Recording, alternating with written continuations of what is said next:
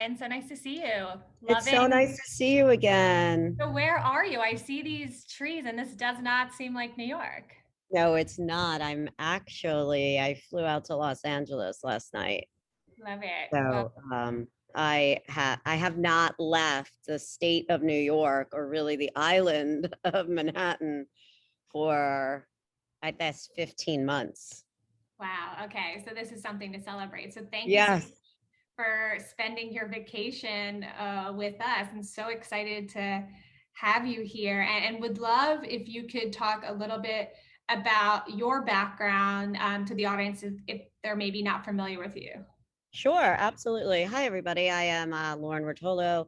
I am currently the Director of Creative Partnerships and Production for Johnson& and Johnson, and I sit within their enterprise.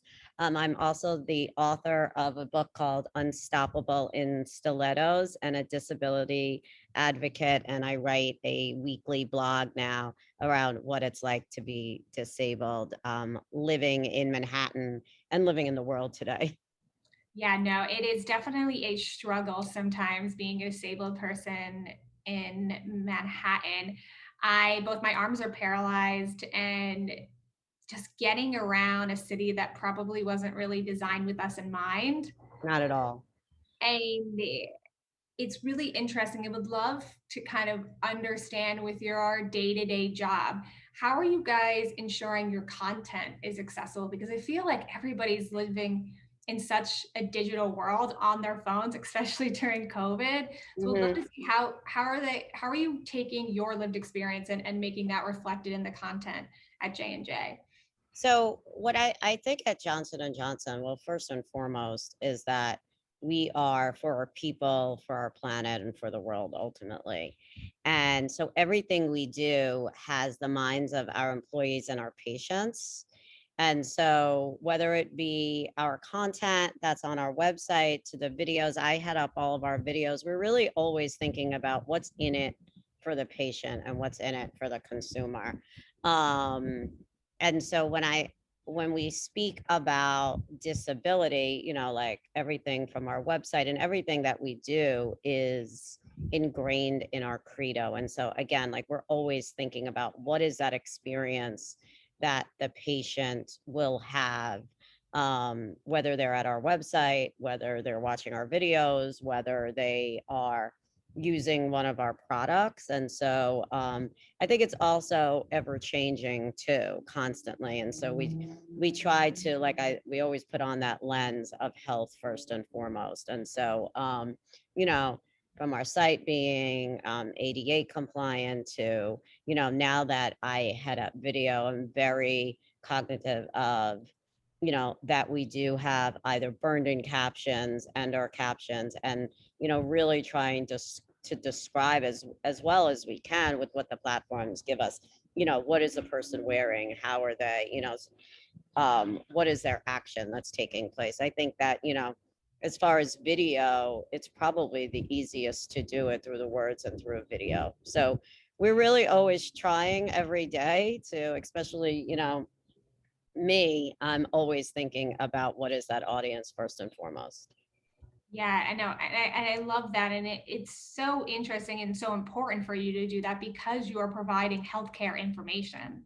You're Hmm. not just providing, gossip or things like that. And having that accessible to communities really provides that equity that the disability community is looking for, and that many brands aren't doing. No, I think that it's, and what I have been really trying to get out there is that we are this, we're the largest and most diverse community in the world, but we've been silent for so long. So it's almost like we're invisible. People see, if you have a physical disability, people see it. I have this feeling that they become a little bit afraid of it because could that happen to me? Could that not happen to me? Of course, we don't want anybody to ever become disabled, but if it does happen, there's a whole world that you can live inside. And so I think it's really important now. And what I've been speaking about is how do you turn this invisible community to be invincible? because no one has really spoken to them. There really and truly hasn't been this moment and a movement, anything that has really spoken to give this community a hands up to make them loud and make them proud and hire them and have fashion for them and see them on television, see them in the movies. So I'm hopeful that we are getting there, and I know that the voices are becoming definitely more distinct, so I'm excited about it. Yeah, and I definitely agree. I think people avoid people with disabilities because they don't want to offend them, and it's this internal scareness it's going to happen to them. But I think, Lauren, you and I and many people in the community have proved that you can have very aspirational lives when you're disabled. Yes, um, absolutely. and I bet there's so many people jealous of you right now, looking so great and being in LA. And that's what we need to show on screen. And I think, me being at WPP, one of the biggest creative houses, and J&J being one of the largest healthcare companies, that we have this ability to make this change. And I think, being in the digital sphere, people are starting to have voices that maybe didn't have the platforms before.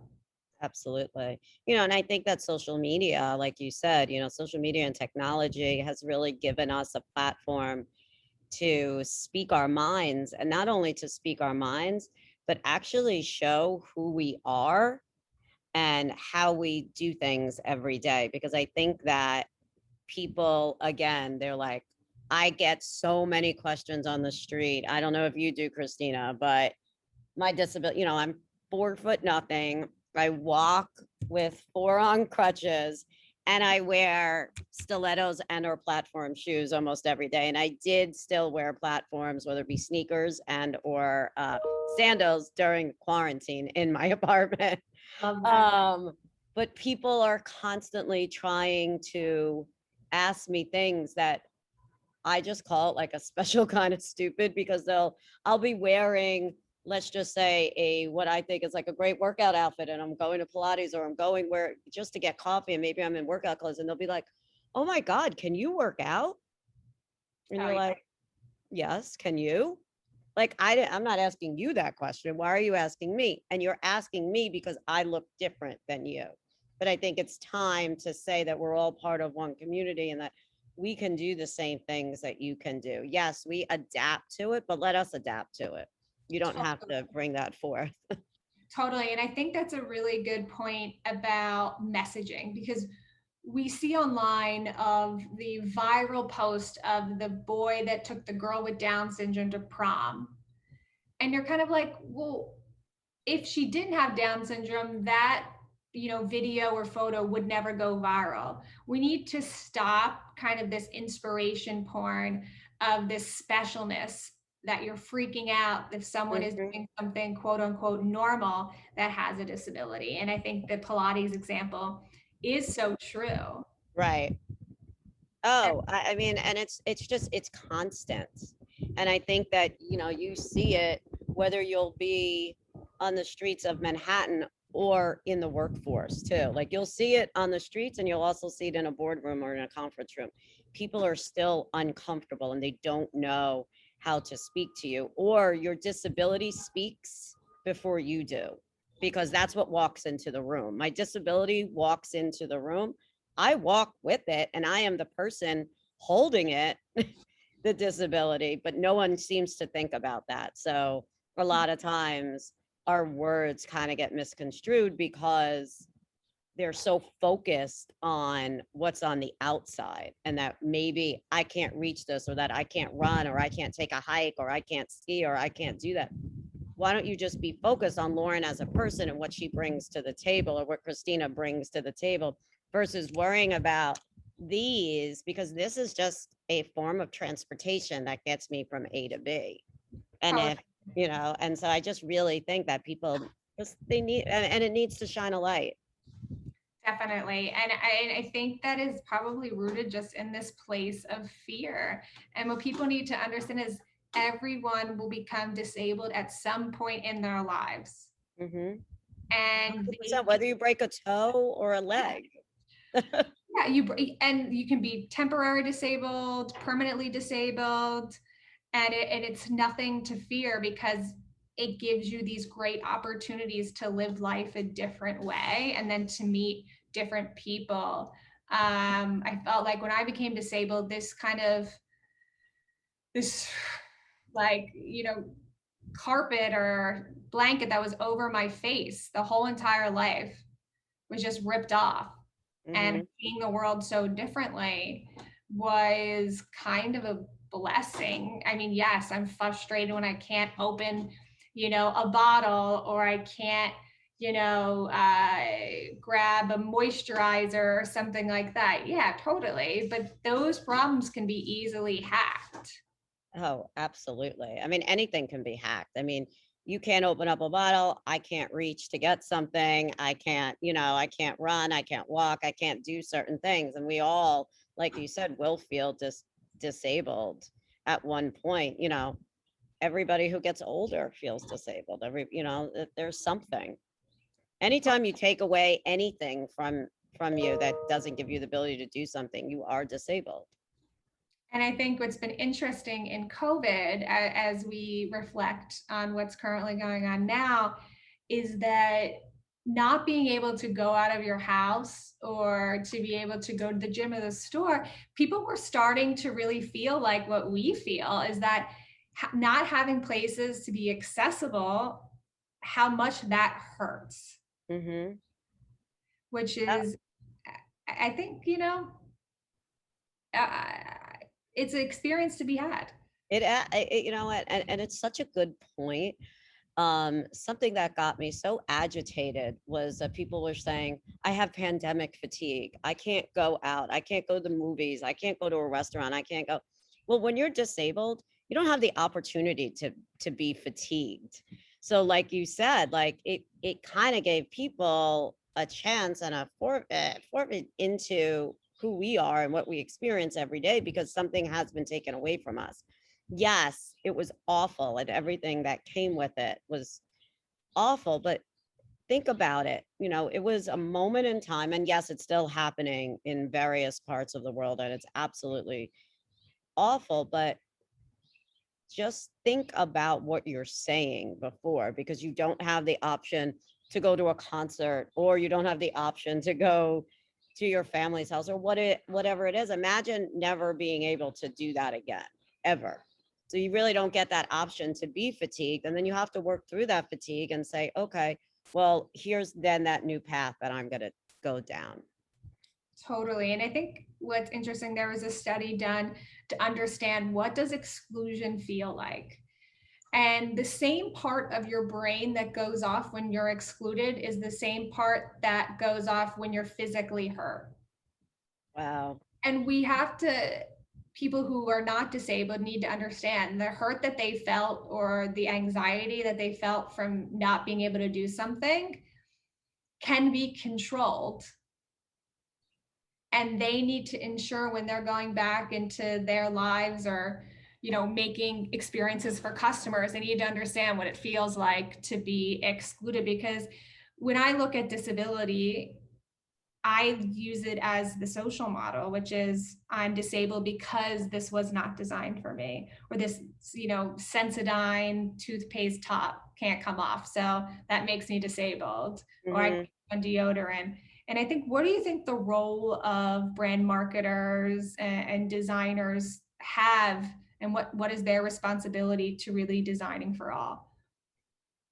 I think that, to your point, brands and companies and advertising agencies, they have never truly thought about this community. They have never truly thought, no, I can't open that bottle of toothpaste, or no, I can't take off that cap for the deodorant, or no, I can't put on those jeans, or no, I can't walk up those steps, whatever it is to get into a pool or to get, because it's never been to the forefront. And so many of these campaigns and so many of these products are made in a room, right? I think we need to broaden our horizons and say, who exactly is my customer? And when you say Gen Pop is my customer, or women are my well, women come in various different sizes. And if you're going to create something for a Latino audience or a Black audience or an LGBTQ audience, this audience needs to be included because we are your same purchasers. We are your same video watchers. We are your same product buyers. And if you're not making it for us, then we're going to go somewhere else because we're going to have to find it. Or, like you said, we're going to create a hack. So I just think that there needs to be, whether it be like a disability board or like the ADA has done a decent job, right? But there should be then the ADA for fashion and there should be the ADA for products. And, I work in corporate America. Everything is a process. Everything has a check mark. You have to check this, you have to check that. Nobody has ever checked the box to say, can my friend Christina, who doesn't have use of her arms, use this product? Or does, I can't hear this a certain way. No one has ever thought about that. So there really should be a checks and balances list. I was doing this talk last week and we were talking about fashion. And I just said, well, I have never been able to walk into a store, buy a pair of shoes, buy a pair of jeans, buy a dress that I haven't had to fix, right? I haven't had to take to the tailor. I haven't had to go to the children's side of the store to buy a pair of shoes or a pair of sneakers. There should be a tailor. We just need to start thinking about inclusivity and what does that really mean? You can't have inclusivity without including this audience. Even if it's not fully mass market, that's okay. But not everything needs to be all the time. But you do need to think about it. And so I am all about bringing and creating a checks and balances for every single brand out there. We're constantly making models as brands, right? A disabled man and woman with various different disabilities should be part of your modeling. Totally. And it's really interesting because in my night in the weekends, I co-run an incubator at Open Style. It's called Open Style Lab. We started at MIT, now at Parsons, and we really push in this, like, it's 30 years after the ADA, but there are no rules around fashion.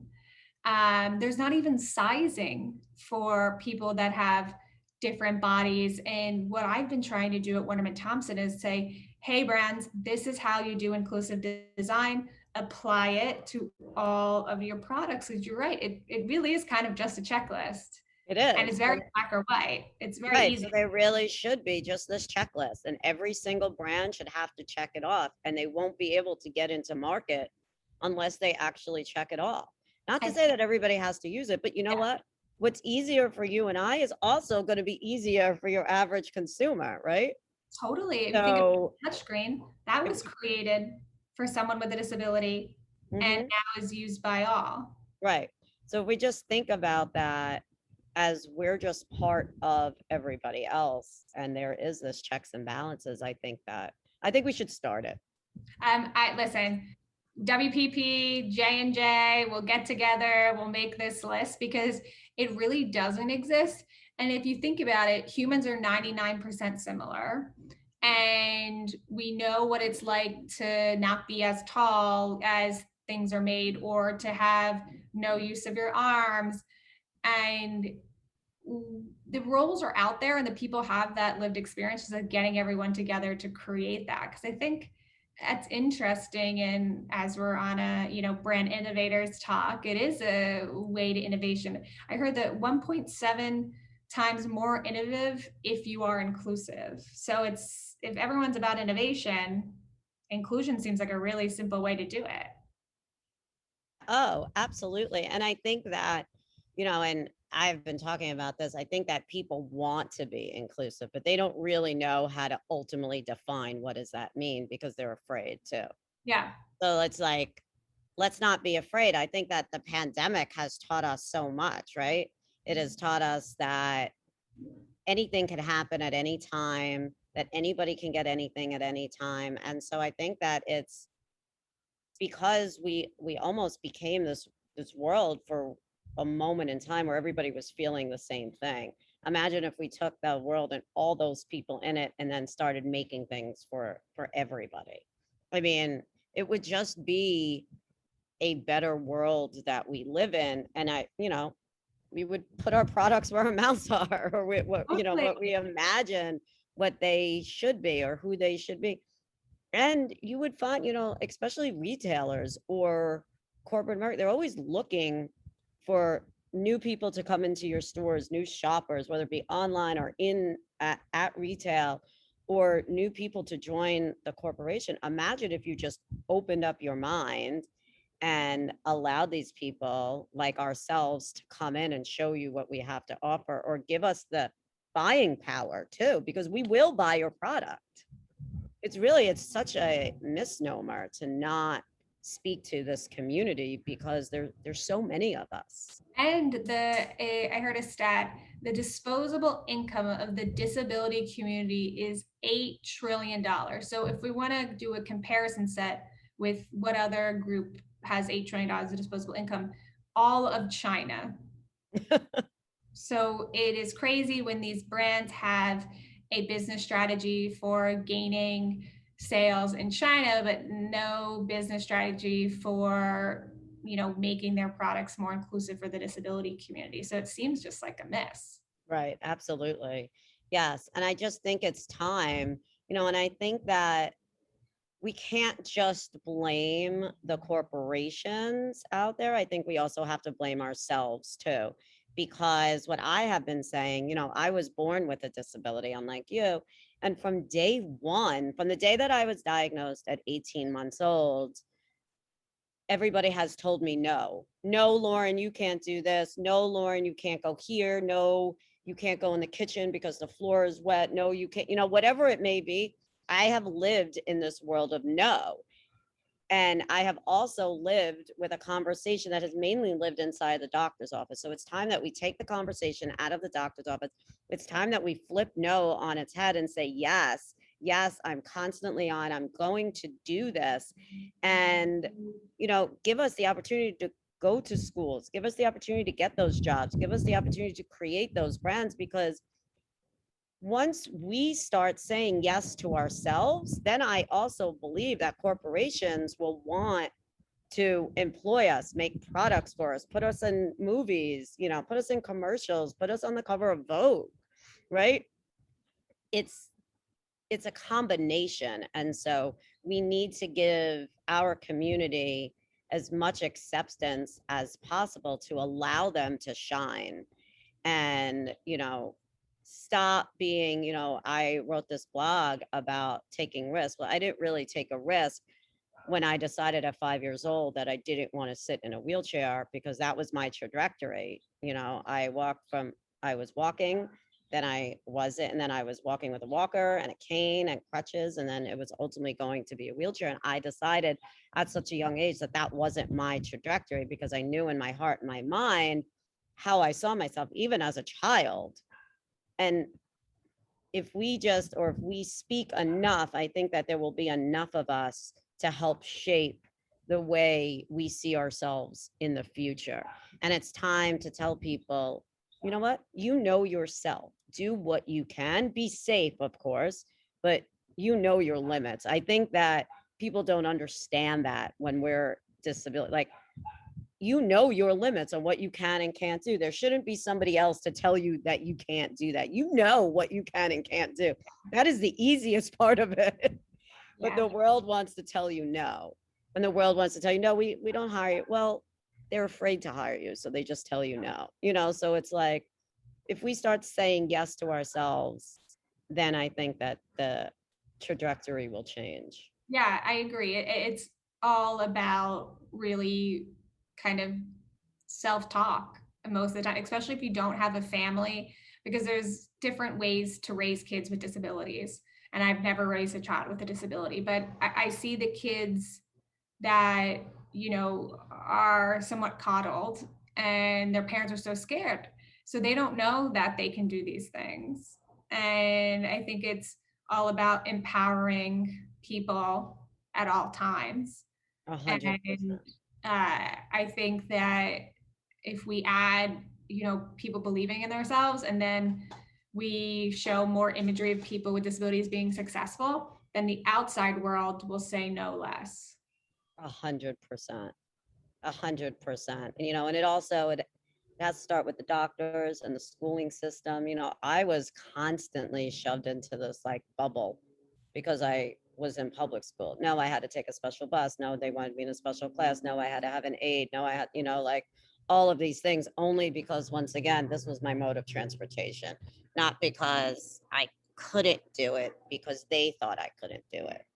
Yeah, and I totally agree. And it's super interesting as we look at systems today. It's like there still is a special entrance for people with disabilities that use wheelchairs. Like Glossier, it is interesting. Their New York location has a entrance in the back that's Oh, for wheelchairs. And the great thing about Glossier is the entrance when you walk in, it's beautiful.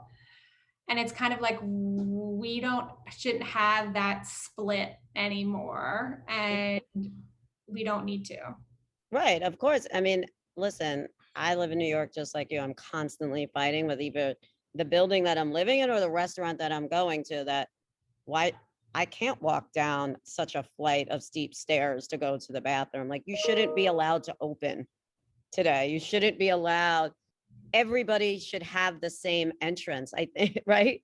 Yeah. Like you said, like, didn't we try to get rid of that in the 50s with segregation? It's the same thing today. We're segregating It is. this community by having them go in the back. Why should they have to go where the employees go to get to the front, back to the front of the store? It makes no sense. It's not a good experience. It doesn't make me feel like you want me to buy your product.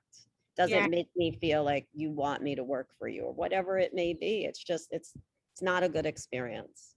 Yeah, I agree. And what I try to push for when it comes to the product design aspect is like, let's try to create something that works for everybody, Yeah. that it's not a separate line. In cases, yes, if it's someone who uses a wheelchair and you have a certain cut of a jean that is for a seated position, okay, that's fine.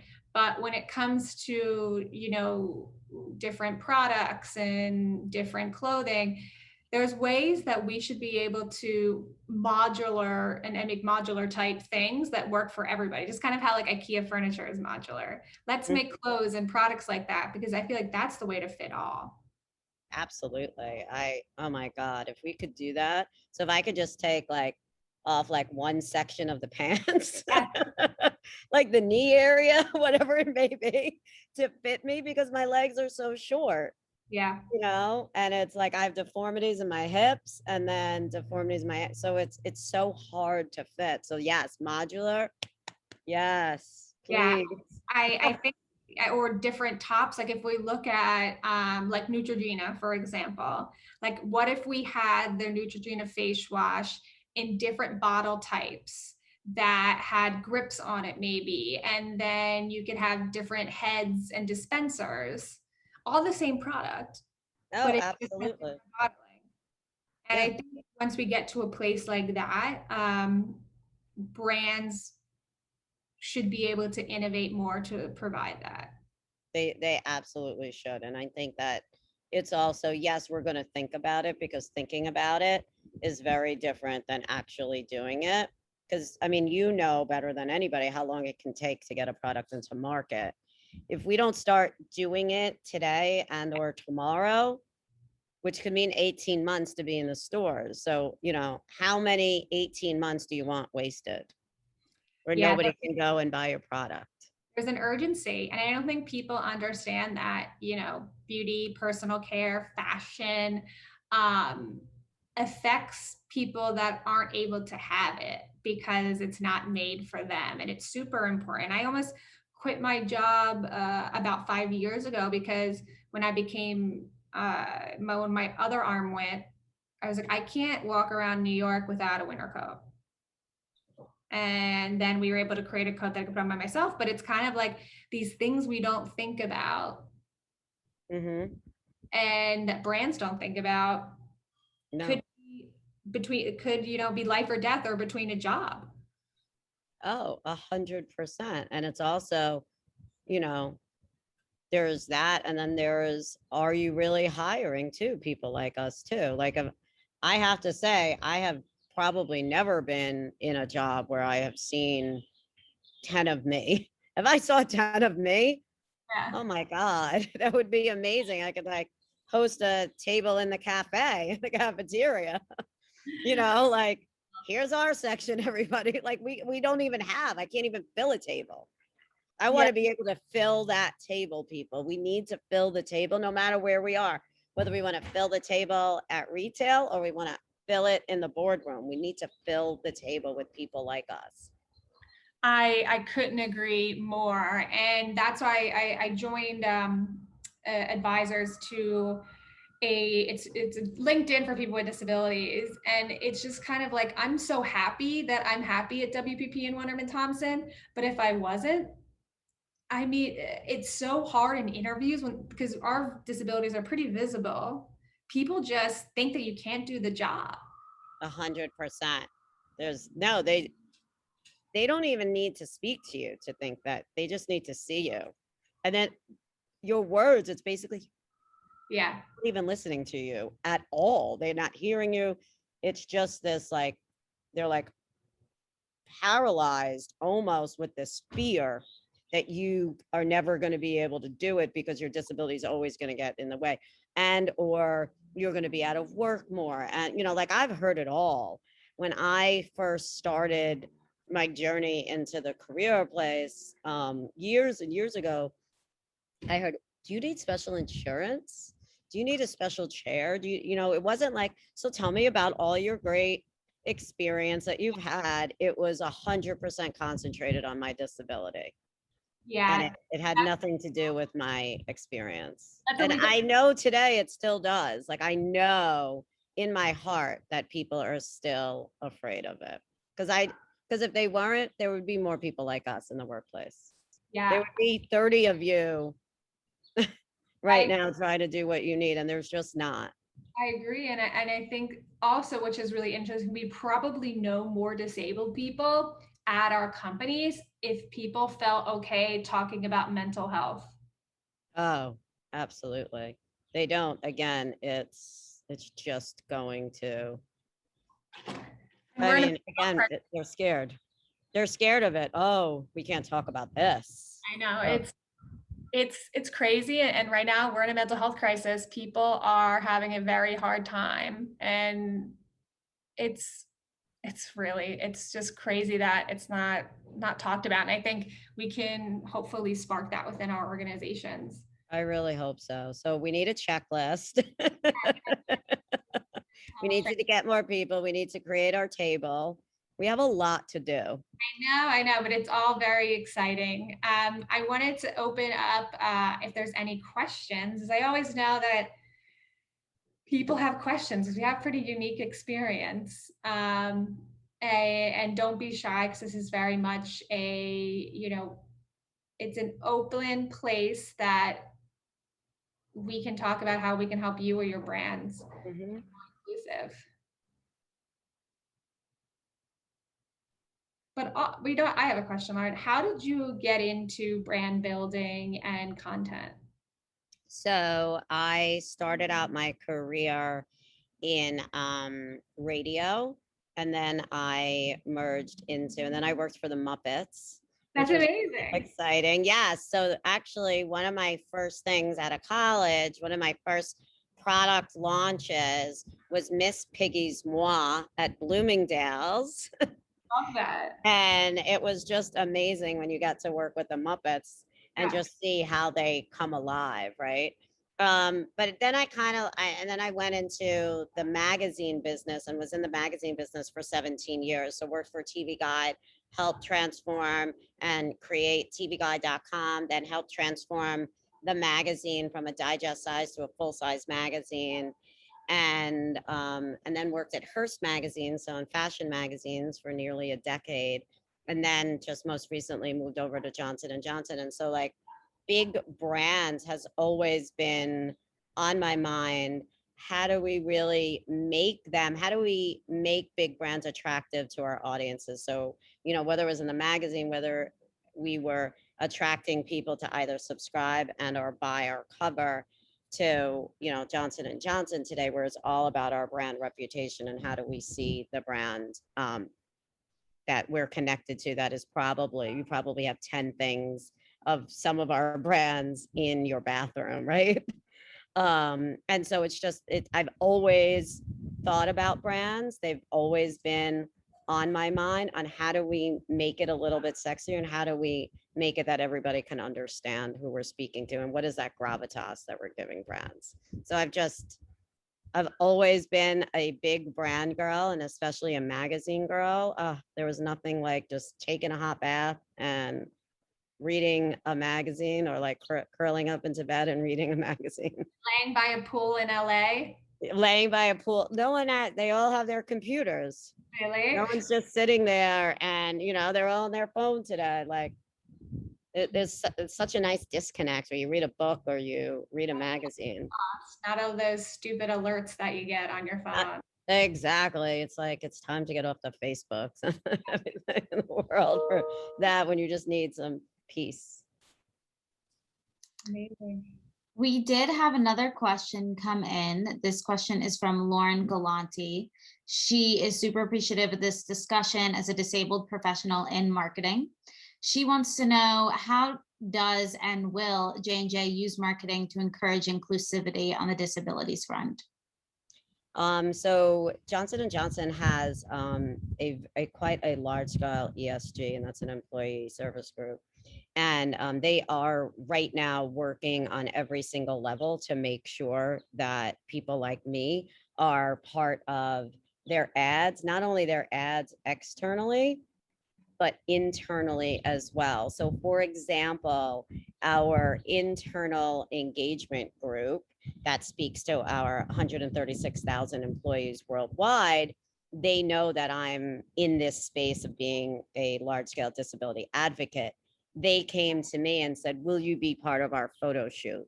Will you be in our next ad that we're, you know, going to speaking to employees, you know? So I think it's a matter of that there's somebody like me and others like me inside the organization to showcase what it's like, and that there needs to be inclusion. So we are working on it. You will see some new things coming out of J&J hopefully soon that does include more people with disabilities. So I'm excited. I have to say it's a wonderful company to work for. They really care about their employees. So when I am very active with my voice, they take action with that. Sometimes, you know, listen, everybody and every brand still needs help, but, you know, as you as an employee actually have a really strong voice. And if you voice your opinions, you know, like I started voicing my opinion and all of a sudden I'm starting to get included and people are starting to include, you know, what I'm talking about, and then including more people like me. So I think that that's where we are. And that's, you know, what I can say to Lauren is, wherever you are in the world and whoever you work for, you know, make it known and make your voice known, because once you do that, people will know and they'll start to respect your feelings and start to think about it. That's all we need to do. You know, it's kind of like a TED Talk. You just need to turn the heads of somebody by 1%. You don't need to hone in it. Just have them turn their heads a little bit and say, I need to start doing that. I love that. Thank you. That has been such a theme of the day, is trying to get internal approval on these types of initiatives, you know, across the board on all fronts. So thank you. And thank you again. Christina, do you have any last thoughts or questions for Lauren? Yeah, Lauren, I mean, I think it's just thank you for the work that you're doing. And I am excited to hopefully get together and get this checklist out so we can start. Yes, you know, let's do it. Things to do. Yes, there's an incredible company that everybody on here should know about. And I don't know, Christina, if you know about, it's called the Valuable 500. Yeah, they're great. They are, and they actually just reached, I am so excited that they just reached their 500th company that is willing to put disability on their board agenda. Wow. And so it's some of the top 500 companies in the world that are doing this. And so I don't think we'll rest to it's almost every single company out there, but they're definitely making waves right now. So it's exciting. Yeah, make sure your brand is signing up to their pledge. It's important. Yes. Super important. And Christina, I know you thanked Lauren, but I just want to thank you as well, because you both were super inspiring, informative, and just provided so many actionable ways that we can all get involved. And if there's anything the Brand Innovators community can do, please let us know, because we would love to be a part of your work. Absolutely. Thank you so much. It was so great to see you again, Christina. Let's definitely continue. For sure. Hopefully buy a pool with a glass of wine. Hopefully. Let's do it. Definitely. Bye, guys, and thank you so much. Bye. Happy Memorial Day, everybody. So with that, we have just closed our entire summit today. Thank you so much for tuning in, and we welcome you to join us next week for our virtual summit around digital future proofing. We will be joined by marketing leaders from Walmart, TD Bank, 3M, Jellyfish, and many more. So thank you for joining, and see you next week. Bye.